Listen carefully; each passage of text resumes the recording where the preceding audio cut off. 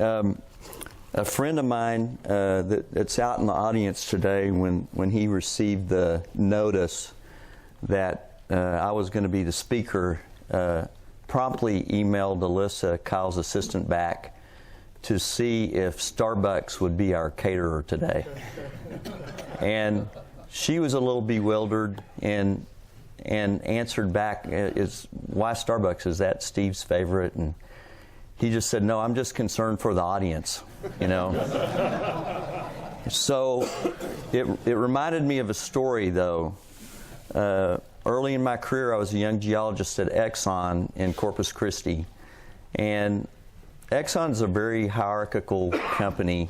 And so we'd have these reviews where our vice presidents would come from Houston down to Corpus. They'd, get up in the dark and catch the red eye.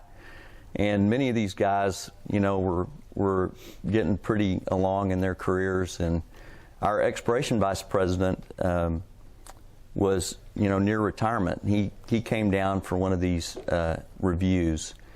And as he sat at the table, having gotten up very early, this story was conveyed to me, that he sat there with his little styrofoam cup of coffee, and as the meeting went on, his head began to nod, and then he'd catch himself and snap back up.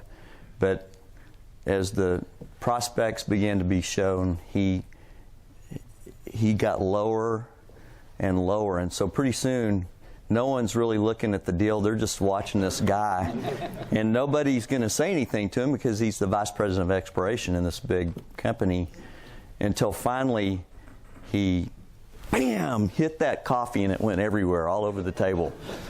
And so with my friend Scott's admonition about Starbucks, I would just say, if you start feeling drowsy, just kind of lean back in your chair. Don't lean forward. So I wanted to talk about some things that probably you've heard among the speakers that have presented here, and they're going to be maybe spoken in a different way, but they're my personal experience. So I thought I would share them with you, and maybe they'd speak to you. The first thing I wanted to talk about is priorities, and we were just talking about this at our table, that when the oil crash happened, it probably triggered for many of you a chain of decisions that would be evaluated based on your priorities. Thinking about what's most important: your family, faith, your work, your personal well-being, your health, continued intellectual growth and friendships. And it may seem that the decisions that you make in conjunction with your work are the most important. But I would conjecture that your relationships with your friends, or if you're married, with your wife and with your family, are going to be the most enduring things that you invest in. Decisions of many times are a fork in the road. And so when you make that decision, you're going to head down a path that you would not have headed down otherwise. And the story that I wanted to share with you today relates to back when I was at Pioneer and I was vice president of exploration. The merger had just happened, and we'd moved to Dallas. I had 3 children at the time. My 3 boys were 10, 7, and when we moved, my youngest was 6 weeks old. He's actually sitting back at our table today. He's 18 now. His name's Jordan. I'm glad that he's here today. My job was a pretty big job. It was a lot of traveling between divisions and meeting with people and looking at deals, and I enjoyed both the financial resources it provided for our family, and I enjoyed the decisions I could make and the authority I had. It was good. And about 6 months into that job, my boss called me in. He was the executive VP of exploration, and so three guys, me and 2 other guys, reported to him, and those other guys all worked international stuff. And so he told me, I'm thinking about retiring, and I haven't, talked to the management committee or to the board, but I'm thinking you might be a good candidate to take my job. And that's awesome. It played into all those financial and authority things. I thought, gosh, this is great. But as I thought about it that day, and even as I drove home from work, I kind of had a pit in my stomach. And what I started thinking about is that I would be traveling to Africa and South America and Canada, and that my oldest son, who was 10, who maybe would listen to me for the next 2 or 3 years and then start listening just to his peers, that I had just a limited time to invest in him. And so by the time I got home on my hour commute home, I'd kind of come to a decision in my mind, and I went in to talk to Deborah, my wife, and said, I told her what happened. I think they may want to promote me. And she said, you don't seem very happy. And I said, well, I'm not. I said, I feel like I'm going to lose this time with my kids, that you'll kind of be a single parent. And it's a great honor, but, I just don't know. She said, well, what do you want to do? And I said, well, I think I have to resign. And so that decision was, it was a bigger job and higher pay, but at the end of the day, I thought, I don't think it's the best thing for my family, and so I resigned. And they were really surprised, as you might think, but they were also very gracious to me. They kept me on. They asked for my advice in my successor, and they were very kind. And eventually, when I came to Midland, we were able to buy a property from them.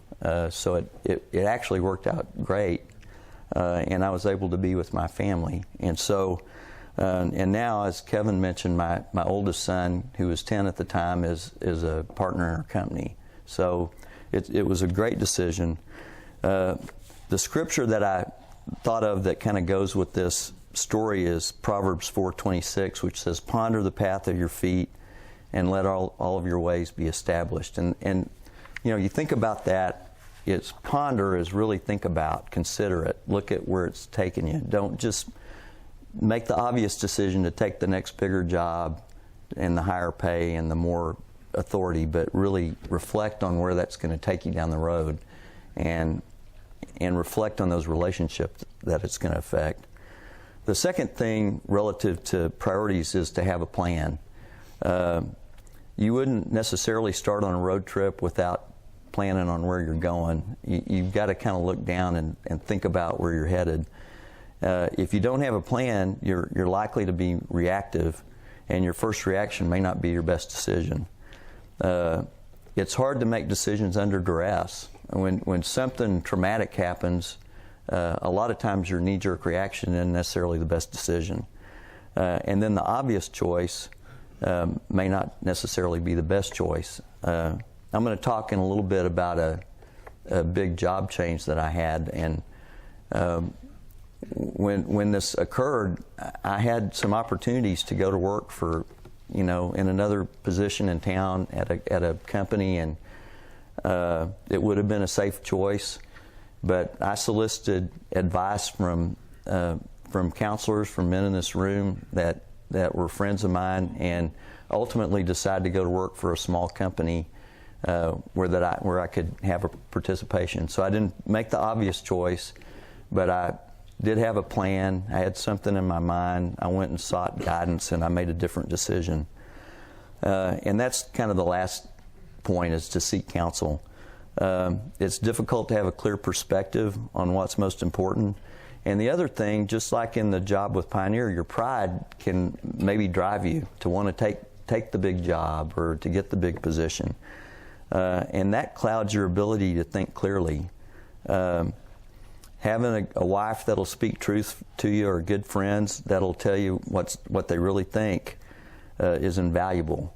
So counsel will sometimes come without asking, but I've found more frequently that you have to really go seek it out. You have to choose wise friends that have made good decisions, that that when you reflect on what their life shows you, it's honorable, it's men of integrity, and then those are the folks that you need to go talk to. And there's a proverb in Proverbs 20. It says, "Counsel in the heart of a man is like deep water, but a man of understanding will draw it out." Well, that deep water, that means it's in there, but it may not just be on the surface. You have to go seek it out. You really have to try to ask it, and that's a principle that I think is a good principle to live by. So when I think about this first deal of priorities, again, think about what's most important, have a plan, and to seek wise counsel. And those are all things that will serve you well. The second thing that's really kind of been laid on my heart is as you watch men, fathers and husbands and business leaders and geologists and engineers and landmen and guys that are running businesses in the field. You're faced with lots of decisions, and sometimes those decisions can be between doing what's right and doing what's easy. And so in studying God's Word, He kind of laid on my heart this idea of taking a stand. And by that I mean it's to take a position in opposition to something, or to oppose or resist something. And so basically what it is when there's a right answer, but it may not be the easy answer. It may put you at odds with your company. It may put you at odds with your family or with friends, but it's the right choice. So I'll give you an example, and it's a story that you all know. It's in Exodus 14, and it's when the children of Israel were liberated from Egypt. Moses went in, and you remember all the plagues, and he took them out, and they're all going out of Egypt. They have all the gold that the Egyptians gave them, and but pretty soon they find themselves up against the Red Sea on one side, with the whole army of Egypt bearing down on them from the other side, and it's not a great position. And that's what this can feel like to you if you're in a position where you have to take a stand. So in this passage, it says, "But Moses said to the people, 'Do not fear, stand by,'" which is to station oneself or to take a stand. So take a stand and see the salvation of the Lord, which He will accomplish for you today. For the Egyptians you've seen today, you'll never see them again forever. The Lord will fight for you while you keep silent." So let me point out 3 principles in this. One is the do not fear. So obviously, if there wasn't a fearful situation, He wouldn't have said do not fear. So many times the situation you're involved in where you have to take a stand, it'll be a fearful situation. It'll put you at odds with things that, may be an easy decision. And so the situation will challenge you, and there'll be reason for fear, but you have to trust in a greater power than your own. And the second thing is the stand by. Stand by. So again, think about to oppose something or to resist something. So the Lord's telling them, initiate resistance. Take the first step. Don't just go with the flow. Stop yourself. And then the third thing is the Lord will fight for you. So do not fear, stand by, and then the Lord will fight for you. So if you take those steps, in the end, once you take a stand, the Lord's going to do the fighting, which that's a great place to be, because then all you're doing is what's right, and then He does the follow through. So to go along with delineating priorities, sometimes you'll find yourself in the uncomfortable position of doing what's easy and non-confrontational, or doing what's right. Taking a stand at work may put you at odds with business partners or colleagues. It may cost you worry and aggravation, or it could cost you money. Taking a stand in relationships means not abdicating your parenting role to your wife. It means speaking into difficult situations with your children. It means to take your role as a committee or board member seriously and not just as another item to list on your resume. Taking a stand may also mean you may have to apologize for a misunderstanding or misjudgment. And so my example to you, my personal example, is that in a deal that I was involved with recently that we put together at Weatherl Energy, we sold an acreage position and we kept a non-operated interest. And I realized after meeting to discuss the deal after we'd sold it that the operator, had some issues with the way that the deal was structured. And at first I was a little bit, resistant to even thinking about, that. But as I pondered it, I began to see that I could see his perspective, that I could see where he might think this wasn't exactly a fair deal. And so I called them up and I said, I don't think I've really technically done anything wrong, but I can understand why you might not think this is exactly right. And so I'll amend the terms and kind of structure this deal a different way, because it's more important to me to preserve our relationship and to do what's right than to make the extra money. And so they were very happy that I made the call, and then they said, no, you know what, that's fine, but this call means the world to us, and we're really glad that you made the call. And then recently, the operator brought me in as a partner on another deal that they came up with. So in the end, the Lord kind of preserved that because I was willing to kind of, and I would tell you, my pride got in the way. I didn't really like the idea of making that call, but in the end, it was the right thing to do. So that second idea, of taking a stand, don't be afraid. Initiate resistance when you know it's the right thing to do, and then know the Lord's going to fight for you. And then the last story I would say, I want to just tell you a personal story on taking a stand, is that I think what I've observed is that some of the biggest shortcomings that men face don't really start with complicity in moral failure. It's not like that big deal where somebody stumbles, although those are certainly the things you read about and you hear about. But I think more than that, most men deal with complacency. It's knowing the right thing to do and not doing it. And I'll give you an example. My wife and I raised 3 boys. My oldest is 28 and my youngest boy is 18, but we have a little daughter. She's 15. And it's hard for me to raise a little daughter. I'll just tell you, boys are like Labrador retrievers. You just kind of tell them something. They're resilient. They don't get too offended. Girls cry. Like what? So I've thought a lot about it. But one of the things I've observed is I don't like the clothes that little girls dress in. I think they're too revealing. I think they're too old for their age.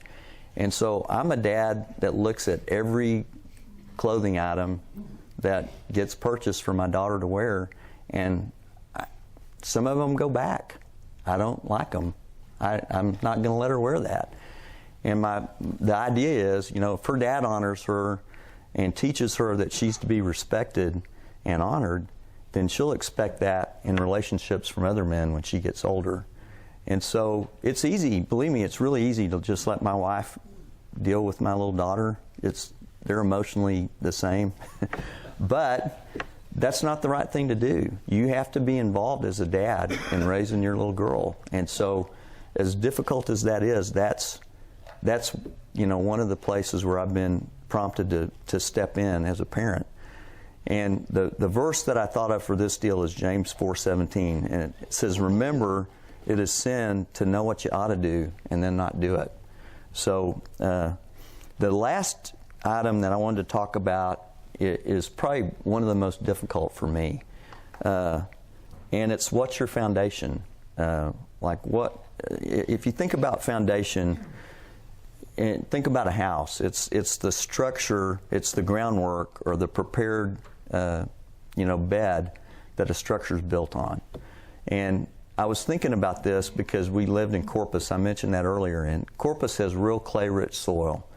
And so what happened in Corpus is in the summer when it was really, Corpus, you'd think it's on the coast, it rains a lot. It's not. It's arid. It's really the same climate as Midland. And we get 15 inches of rain a year. Well, in the summer when it was 100 degrees and all that clay soil dried out, it would shrink and pull away from your foundation. We used to joke that we'd get big cracks in our yard. We'd have to fence them off so our kids wouldn't fall in them. We'd lose a kid. But you could stick a water hose down in those and it would just like run, like it'd never fill up. It's just, that's the way it is. Well, what happens is, as that clay pulled away from your foundation would crack. A lot of times when you bought a house in Corpus, you'd have to have the foundation inspected to make sure it didn't need to be repaired.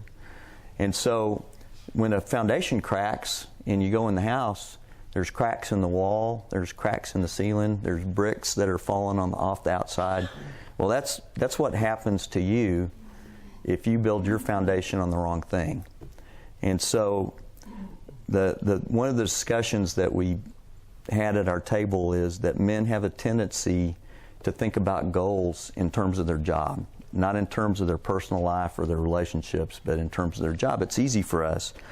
You're a geologist or an engineer or a landman, you're a field superintendent, it might even be in something else that you do in your leisure activity. You're an athlete, you're a golfer, you're a marathon runner, you're a cyclist, or even your identity as a father or a husband. Let's focus on that first one, on work, because that's what most of us do. It can be very satisfying, and why? Well, because as men, we like quick feedback. We get monetary rewards for success. We get promotions and more responsibility and authority. It's easy for men to process defined goals. They're not as nebulous as relationship goals. Work in itself isn't bad. Work is a good thing. God gave Adam work to do in the garden. That's part of our DNA. That's part of how we're built.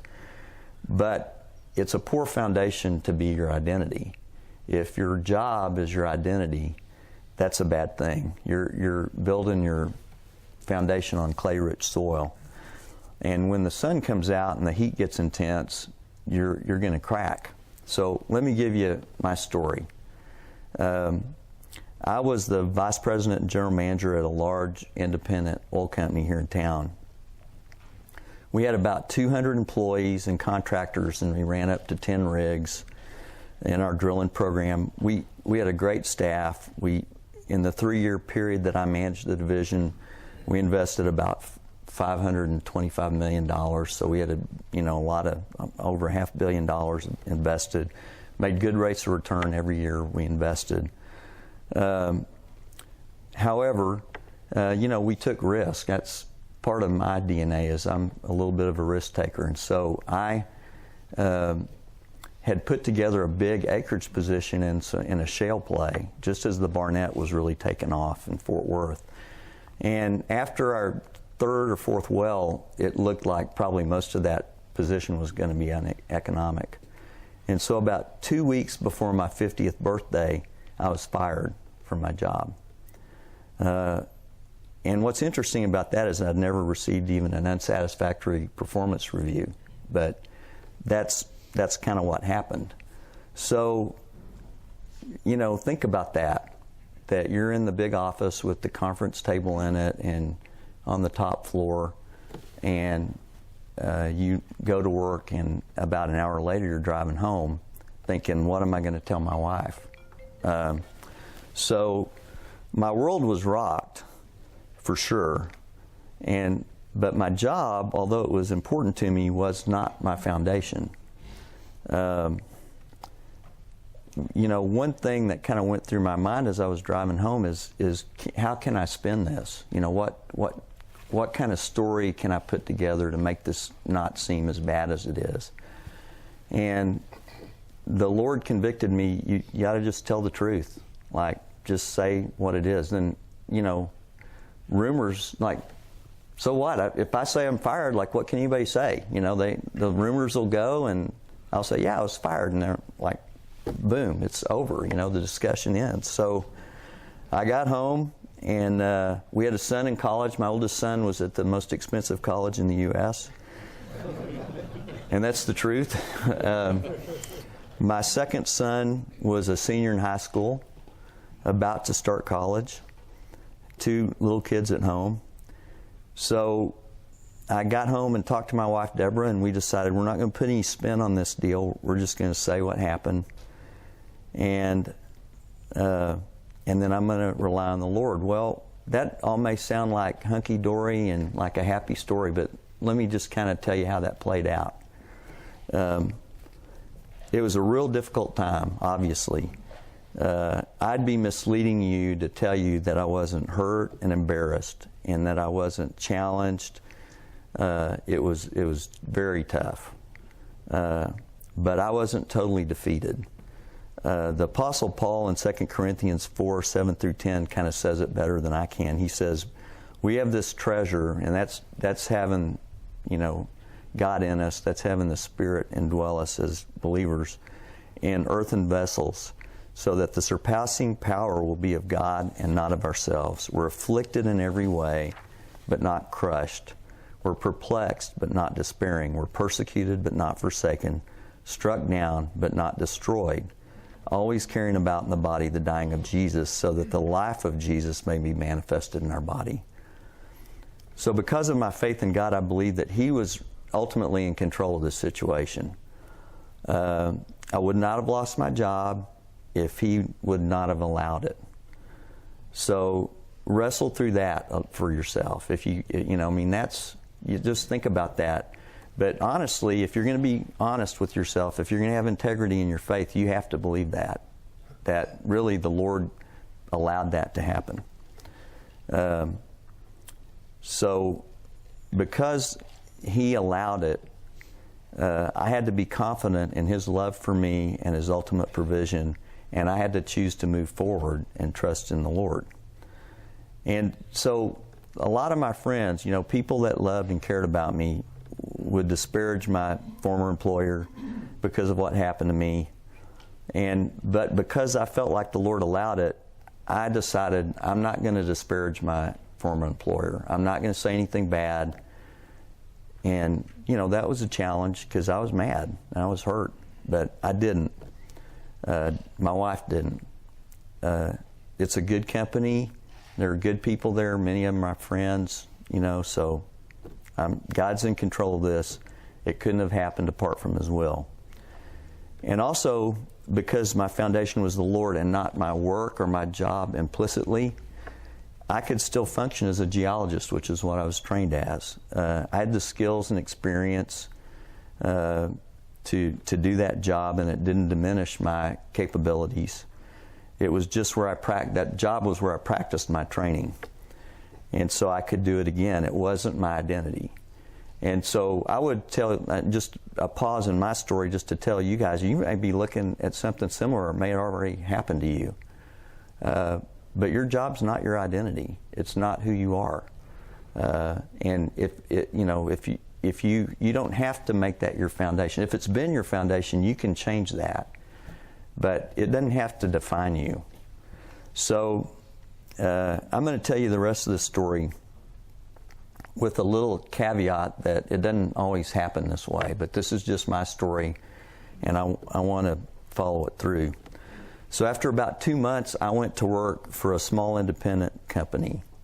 And I was totally humbled. And I'll tell you, humility is a little bit liberating, because it's really kind of pride that keeps us a little bit puffed up and wanting to kind of preserve our image. And when you're totally humbled, you're just kind of like, okay, whatever, I'll do it, So I was at this little company, and I worked initially in a small windowless office. They actually offered me this other office, but they were going to displace somebody, and I said, no, I'll just work in.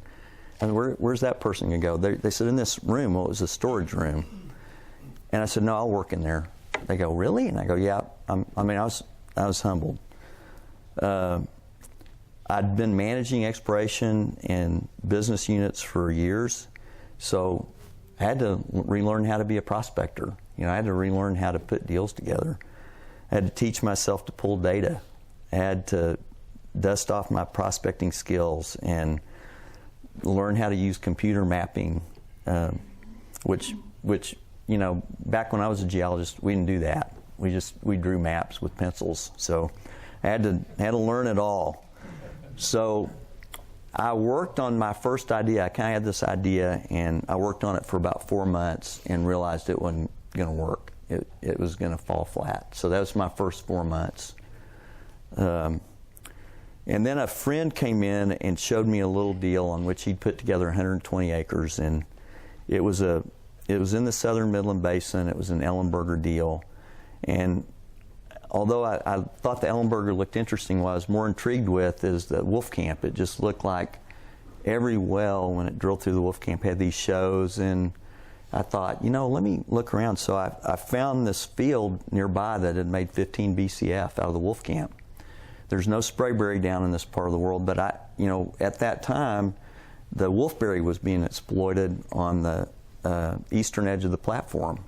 And I thought, hey, maybe I could put together a play that's just a Wolfcamp play, but we could, try to do vertical wells and do multi-stage completions, and maybe coming from where I'd worked, it could even be a horizontal deal. I don't know. Well, so I started working, and I correlated tens of miles across this county, and I worked on this deal and showed it to our managers and our owners, and we showed it to our partners, and everybody liked the idea, and so we started putting acreage together, and we put together about 45,000 acres. And so that was all exciting, and I personally invested in this deal. Like, I'd put money in the land, like I'd gotten some severance, and I put my money in this deal. So we drilled 4 little vertical wells and fracked the snot out of them, like just really put a ton of sand in them. And we made 4 uneconomic little vertical crummy gas wells. So now we've got 45,000 acres, 4 uneconomic wells, and partners that are kind of panicking, And I'm like, gosh. So I got fired, and then I did this 4 months that didn't work, and then I put this deal together. And so I had run mud logs, though, and FMIs on all these wells, and I pulled everything out, just studied it. And what I couldn't, what caught my eye was just this upper 500 feet of Wolfcamp was just fractured. It was so fractured, so it was brittle. There were these carbonate zones in there that I thought the gas was coming from, and I started thinking, I don't think it's coming from I think it's coming from the shale. I think it's all these brittle, fractured intervals. So I approached the partners and said, I think this deal might be a good horizontal deal. But our company wasn't equipped to drill horizontals, and so we developed a plan. We'll show this deal to some companies and see if we can get somebody to buy this deal, and we'll keep a proportionally reduced quarter, and we'll try to see if this deal, can be a horizontal deal. So a good friend of mine who'd come to work with me as a landman, Scott Jones, he's here today, and he and I worked, and we showed this deal. I thought of 6 companies. The first 2 declined to look at it. The next 4 looked at it, and 3 of them declined it. But the 4th one seemed intrigued by the idea, and Scott and I were able to negotiate an agreement with them to turn them this big acreage position and get a number of wells drilled to test the play concept. And you know who that company was that bought the deal? It was the company that fired me. They bought the deal. So on the 4th horizontal Wolfcamp well, the Wolfcamp IP'd at 800 BOE per day, and now there's been a couple of hundred wells drilled in that position. And so I trusted the Lord, and He preserved my relationship with my former employer. He protected me even though in my prideful kind of hurtness, I wanted to be kind of lash out, but I didn't. So He protected me in that. And then he worked out a result that I couldn't imagine. I mean, I couldn't. If you told me this was going to happen, it's still kind of hard for me to believe. So that's a great story, but I'll tell you, it doesn't always turn out that way. I mean, your deal doesn't always work, and it doesn't always happen that way. And I'll tell you that not every situation will result in a positive income. It could be just as likely that the Lord could have had me change careers or move out of town or 100 other outcomes. I don't believe in prosperity gospel. It just doesn't happen. And I'll tell you a flip side story that is also personal. It's my oldest son who's still living out his trial. He was born with a vascular malformation on his lower left leg. And when he was 4, we started having surgeries in Boston. We'd have to drive or fly up there. And when he got older, we had to buy a motorhome so we could drive him up there for these surgeries. And he's had 11 surgeries now. And the last one was this past June. And he's been hospitalized multiple times for infections and blood clots. He deals with constant pain every day. And it's not fixed. And it may not ever be fixed. He's 28 now, so he's spent 24 years like dealing with the surgeries, although he's had it since birth. And if, if I could take that from him and take it on myself, I would have done that, but I can't. And it's just the way it is. But I would tell you this, it's just like the storm that I had with my job. Everybody's going to deal with storms. You're going to deal with storms, and you could probably stand up here and tell about your storms just like I've told about mine. You're going to have relationship storms and employment storms. You're going to have storms in every part of your life. And you can try to weather those storms in your own power, or you can appropriate the power of the God that created the universe and let Him help you through those storms. You're going to have them either way. So Luke 6:47, Jesus explains how this works. Everyone who comes to Jesus and hears His words and acts on them, Jesus will show you whom He's like. He's like a man building a house who dug deep and laid a foundation on a rock, and when the flood occurred, the torrent burst against that house and could not shake it, because it had been well built. But the one who heard and has not acted accordingly is like a man who built his house on the ground without any foundation at all, and the torrent burst against it, and immediately the ruin of that house was great. So Jesus doesn't say if the storms come, but He says when we have storms. So in my conclusion here, and I've thought about all the men that have been up here to speak, and if you guys have attended these luncheons this fall, you've heard all these really great talks. But it struck me that this might not even make any sense to you, because all that I'm telling you is predicated on having a relationship with Jesus as the Lord of your life. So if you heard Bob Bledsoe last month talking about going through cancer treatment, and he said it was a sweet time. I would tell you, if you don't have that relationship with Jesus, you could not call cancer treatment a sweet time. If you heard Will Van Lowe, the managing partner of Quantum Energy Partners, telling you that Jesus had been His Savior, but He had to make Him His Lord, that might not make any sense to you either. Or Barry Davis, the CEO of Enlink, this huge multi-billion-dollar company, who said, one of the best pieces of advice he got was to spend another 10 hours a week with Jesus. With all his new responsibilities, then that may not make any sense to you. And so maybe it's because you need to enter into a relationship with Jesus. Romans 10, 9 through 13 says that if you confess with your mouth that Jesus is Lord and believe in your heart that God raised Him from the dead, you will be saved. For with the heart one believes unto righteousness, and with the mouth confession is made to salvation. For the Scripture says, whoever believes on Him will not be put to shame. For whoever calls on the name of the Lord will be saved. So if you believe that Romans 10 verse that I just read, and you want to have that power to weather the inevitable storms of your life, and to have peace through hardship, please talk to your table leaders or come find me after the talk, and I'd be happy to visit with you about that. But I want to thank you for being so attentive. I didn't see anybody fall asleep and bust their coffee cup, so that's really nice. And I hope that you guys all have a wonderful Christmas. Thanks for having me today.